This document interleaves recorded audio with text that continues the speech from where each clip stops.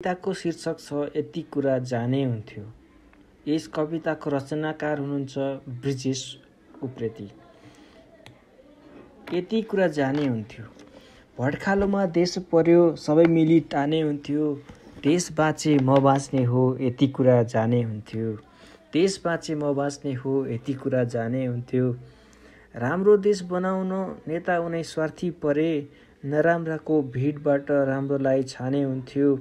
देश बाँचे म बाँच्ने हो यति कुरा जाने हुन्थ्यो।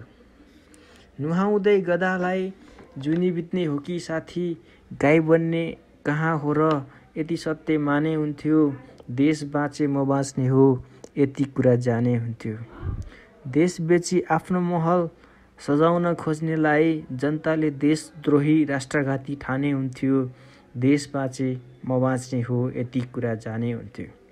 हामी फुट्दा रमाउने पाखण्डीको कमी छैन। सबै मिली एकताको झटारोले हाने हुन्थ्यो। देश बाँचे म बाँच्ने हो यति कुरा जाने हुन्थ्यो। पसिनाको थोपा बीच नयाँ देश कोर्न सके। जेलभित्र फजुलमा हाम्रो श्रम खाने हुन्थ्यो। देश बाँचे म बाँच्ने हो यति कुरा जाने हुन्थ्यो।